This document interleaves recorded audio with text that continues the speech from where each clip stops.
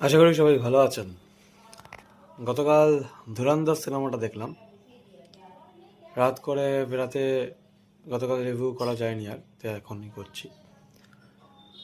তো প্রথম যে বিষয় ধুরন্ধর, 3 ঘন্টা 20 মিনিট এরকম লেন্থের সিনেমা। বিশাল বড় বিশাল বড়। কেন তারপরও যেখানে মানুষের আজকাল ধৈর্য কমে গেছে, সেখানে তারপরও সবাই এতটা ধৈর্য নিয়ে এবং একভাবে বসে থেকে যে সিনেমাটা দেখেছে, এটাকে কুর্নিশ জানাতেই হয়। এই সিনেমাটা যারা বানিয়েছেন, বিশেষ করে আদিত্য ধার ডিরেক্টর, যে আগে উড়ি করেছিল, উড়ির মতো একটা ব্লকবাস্টার দিয়েছিল, সে আবার ধুরন্ধরের মতো একটা ব্লকবাস্টার দিল। তো তাকে প্রশংসা না করে পারা যায় না, কারণ সে যেভাবে এই সিনেমার প্লট টুইস্ট টার্নিংগুলোকে করেছে এবং যেভাবে দর্শকদের এঙ্গেজ করে রেখেছে পুরো এতক্ষণ ধরে, 3.5 ঘন্টা ধরে, সেটা আলাদাই একটা ব্যাপার। এটা সবাই মেনটেন করতে পারে না। আচ্ছা, এবার কথায় আসি কাস্টিং। ধুরন্ধর সিনেমার কাস্টিং সবগুলোই ব্যাপক হয়েছে। অক্ষয় খান্না থেকে শুরু করে রণবীর সিং, অর্জুন রামপাল, সঞ্জয় দত্ত, আর মাধবন, সবাই ব্যাপক কাজ করেছে। তাদের ড্রেসিং বলি, তাদের কস্টিউমগুলো বলি, সবকটা দারুণভাবে মানিয়েছে। ফেসিয়াল এক্সপ্রেশন থেকে তাদের মেকআপ, সব দারুণ, মানে টপ নচ যাকে বলে। হ্যাঁ, এবার এখানে রণবীর সিংকে নিয়ে একটা কথা আছে। এই রণবীর সিংকে ছাড়াও এখানে আর একটা যদি লোক থাকতো, তাকেও কিন্তু ভালোই মানাতো, সেটা ঋত্বিক রোশন, মানে রণবীর সিংয়ের জায়গায়। বাট যাই হোক, রণবীর সিং দারুণভাবে একটা কামব্যাক করলো। তার পারফরমেন্স সবার নজর কেড়েছে এবং তার যেভাবে ফিজিক্স তৈরি হয়েছে এই সিনেমাটার জন্য, সে এমনি লম্বা, তার উপর তার যে চেহারা, তার যে মাস্কুলিন বডি, সেগুলো দেখতে খুবই ভালো লাগছিল। এবং এই সিনেমার শো স্টপার হচ্ছে অক্ষয় খান্না। এখন এগুলো ট্রেন্ডিং চলছে চারিদিকে, বাট পুরো একাই শো স্টপার, পুরো শুরু থেকে শেষ অবধি। মানে যদি কেউ একা পুরো আগুন লাগে, সেটা অক্ষয় খান্না। সাথে রণবীর সিং ছিল, রণবীর সিং অবশ্যই আগুন লেগেছে, কিন্তু মেইন আগুন যা লাগানো, সেটা অক্ষয় খান্নাই লাগিয়েছে।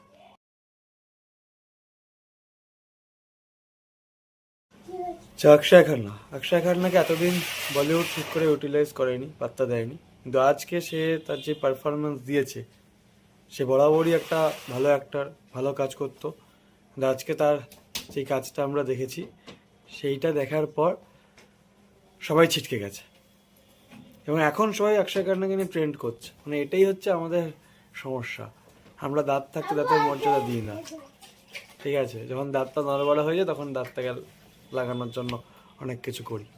প্রথম থেকে আমরা যদি এই মানুষটাকে সাপোর্ট দিতাম, মানুষটাকে আরও একটু ভালোবাসা দিতাম, তাহলে হয়তো এই যে মাঝে তিনি এতগুলো গ্যাপ দিয়েছিলেন, এই গ্যাপটা আমরা দেখতাম না।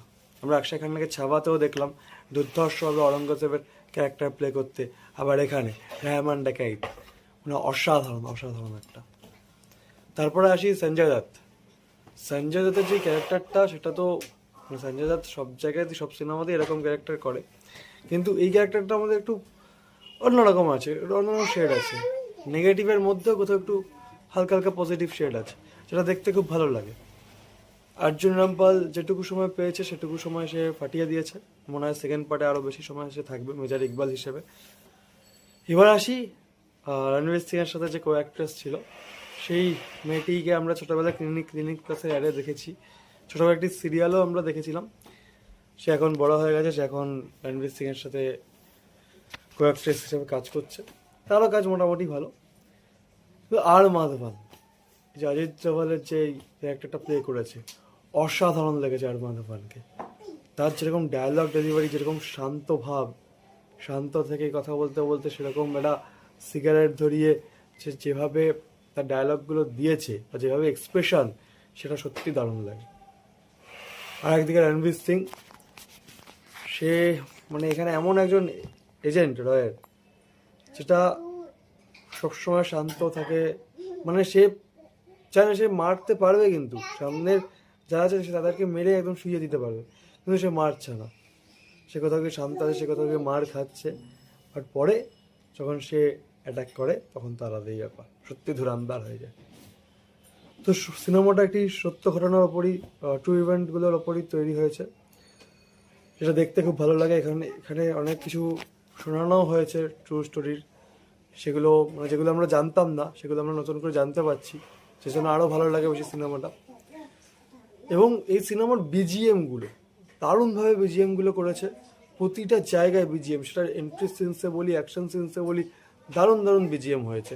আর একদিকে হচ্ছে সিনেমার গান, পুরোনো গানগুলোকে যেভাবে নতুনের সাথে একটা মেলবন্ধন করা হয়েছে সেটা সত্যিই শুনতে ভালো লাগে। মানে সিনেমায় কিন্তু নতুন গানও যেমনটা আছে তেমন পুরোনো গানও কিন্তু বেশ কিছু আছে, হয়তো 2-3 লাইন চালিয়ে দিচ্ছে। আর নতুন গানের মধ্যে ইশক কারবা যে গানটা সেটা খুব ভালো, ধুরন্ধর টাইটেল ট্র্যাকটাও ভালো, সারা রাত বলে একটা গান আছে সেটাও খুব ভালো। কোনো গান এখানে মানে অভিযোগ করার জায়গা নেই যে গানগুলো ঠিক হয়নি। সব কটা গান বিজিএম মানে একটা টপ নচ সিনেমা, যেমন আমরা উড়ি দেখেছিলাম সে একইভাবে আমরা ধুরন্ধর দেখলাম। মানে আমার তো সিনেমাটা দারুণ লেগেছে। এটা সেট ডিরেকশন বলি, সেট ডিজাইনিং বলি, ডিরেকশন বলি, মেকিং বলি, সব কটা টপ নচ হয়েছে। আমি এই সিনেমাটাকে 5-এ 5 দেবো এবং আমার এই বছর বলিউডে দেখা সেরা সেকেন্ড হিন্দি ফিল্ম। ফার্স্টটা ছাবা ছিল, সেকেন্ড এটা, তো অবশ্যই আমি এটাকে 5-এ 5 দেবো। যারা যারা দেখেননি এখনও তারা অবশ্যই দেখে আসুন, খুবই ভালো লাগবে।